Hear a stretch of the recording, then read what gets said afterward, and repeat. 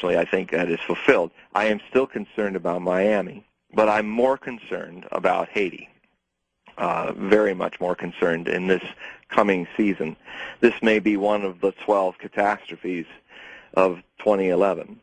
Now, to your other issue about earthquakes. The Pacific Rim has gone through a very interesting process where, starting with Chile, going over to Christchurch, New Zealand, on the other corner of the great rim of volcanic seismic activity that rings the Pacific Ocean, it has now moved up to Sendai and Japan with the great tsunami and earthquake. We've had a couple superquakes in the last few years, quite an amazing high active period that I haven't seen since the... Oh, you there? I think we've lost John. Yeah, here I am. There you are. Okay, good. Yes. So the Chilean quake, we haven't seen this kind of activity since the 1960s. So early 1960s with the Alaska quake and the Chilean quake. My concern, starting in 2010 and 11, has been that now it's the turn of the northeastern or American coastline section of the Pacific Ring of Fire to have some major seismic or volcanic events.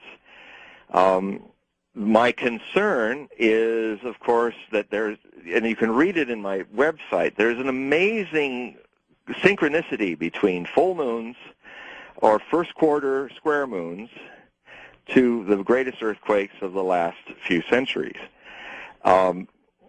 And it's too detailed to go into now, but it's amazing how they all seem to hit like that. That means that when you have certain astrological effects that are happening right now with the next full moon in this month in May, that's a heightened period of earthquake activity. However, I must say, and since many of my readers are asking about Comet Elenin, it is very interesting to see that every time the comet, as it's approaching Earth and the solar system, lines up with the sun and Earth, on that day there has been that large 8.8 Chilean earthquake in early 2010, the Christchurch, the first of the two temblors that hit Christchurch. That was another time it lined up. And the third was exactly on the day of the great earthquake tsunami in Honshu Island of March. There are two more lineups coming up in September of this year and November of this year. These are times to be extra watchful for seismic activity on the Pacific coast. And since I live on the Pacific coast, in the Pacific Northwest, north of Seattle, I'm watching for this here too, because I think this region will probably get between a 5 and 6 point magnitude earthquake in this year. And I am concerned that San Francisco and especially Los Angeles and San Diego are going to be vulnerable to a major seismic event also, if not in May, then perhaps in September or November. You may be right. I think it's overdue. Geologist Jim Birkeland, John, also feels, much like you, that these regions could get hit in a very big way. So Jim is very accurate, and one of the reasons why is that he thinks out of the box. He looks at more than just, earthquake predictions a lot like being a weatherman. You have your science, but you also have to use your intuition. And certain things tell you, for instance, I predict a time where we will be able to calculate exactly when earthquakes are happening when we start creating the instruments that can read the electromagnetic changes that actually have been responsible for some UFO sightings just before earthquakes. It's actually some kind of energy release that sometimes happens in the earth before the quakes. My friend of mine who's an avid listener to Coast to Coast AM, Pari Varto, she was in the Northridge quake in 1994, and she remembered when it started, she looked out her window and actually saw what looked like these bubbles of light coming out of the street as everything was rocking and rolling. And there is a phenomenon actually explained as some kind of energy release that happens in quakes. That's right. John, stay with us. We're going to come back and take final phone calls with you in just a moment. John's website, HogueProphecy.com. Let me spell it for you. Hogue, prophecy.com, linked up at coasttocoastam.com, as we're talking about his predictions for the days and years ahead right here on Coast to Coast AM. And again, he has ebooks that you can get on his website. I'm George Norrie. We'll be right back on Coast to Coast AM.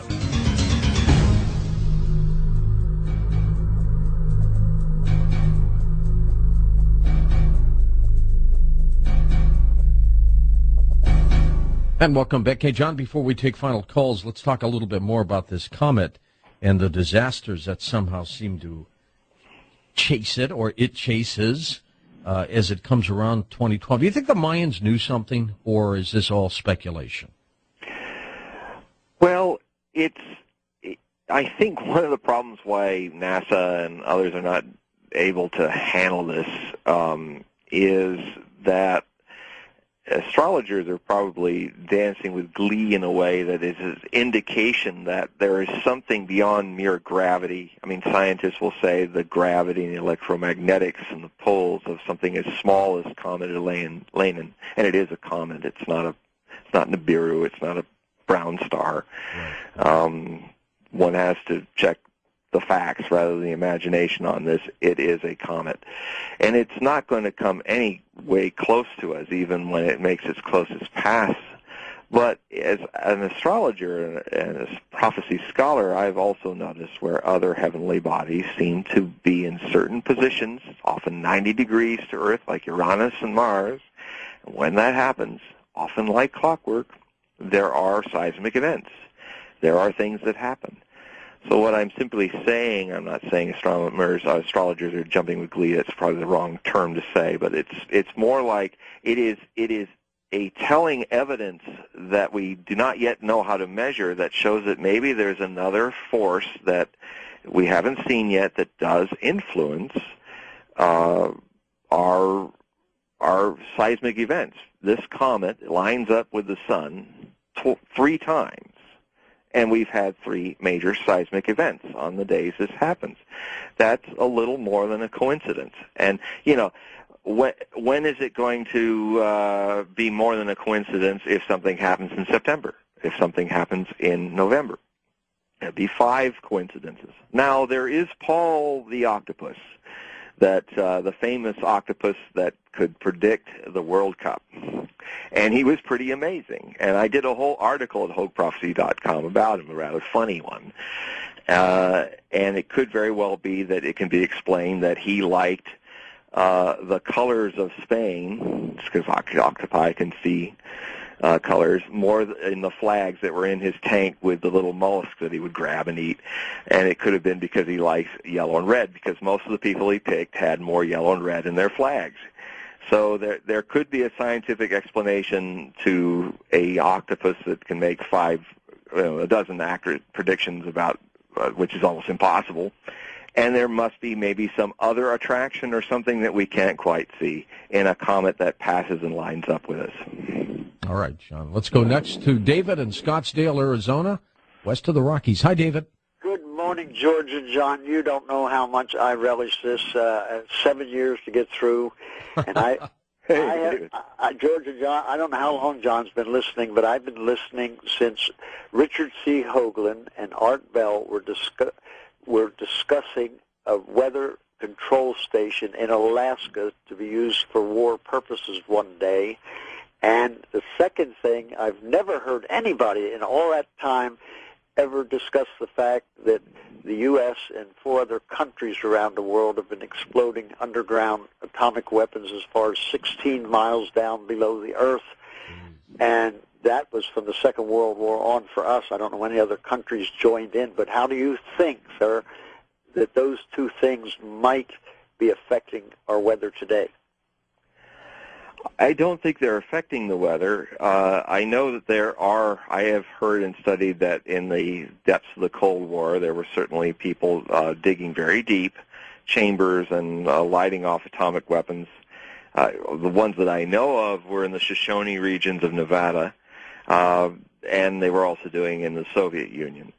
But I will say this, that back in 1990 when I wrote the Millennium Book of Prophecy, which looked at 777 predictions, half of them doomsday arguments, half of them contradicting them as bloomsday or golden age arguments.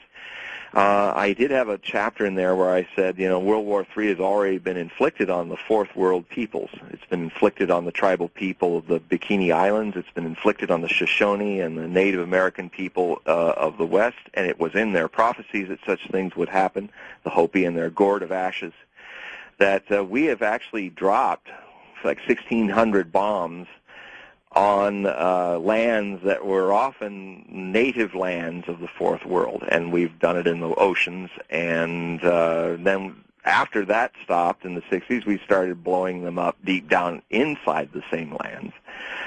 And if you count it, we've already had that. Some Native Americans will tell you we've already had the Third World War, and it was inflicted as a test on their lands. So it has an effect. All that atmospheric blasting has an effect. And to what extent it has an effect, I don't know. So I'd say there's some effect. All right, let's go to Howard in Las Vegas. Howard, welcome to the program. You're up with us. It's Howard Beale here. As your screener said, I wanted to challenge the John there. Sure. I heard him way back in the Wayback Machine, and his prophecies were like spot on. John, this is just a challenge because there's a small group of people that they're afraid to call in, but I have to do it for them. So anyway, but your prophecies were spot on. Little worried about you now. I'm back in the Laura Lee days, and but yeah. So then you've but anyway. So you've become. I'll just say it. It seems like you're corporate. Maybe you're doing something else. You're afraid to tell them the real story. It's okay. And well, you're saying I'm corporate? Have you gone corporate on us, Hogue? Boy, I think I'm going to start having to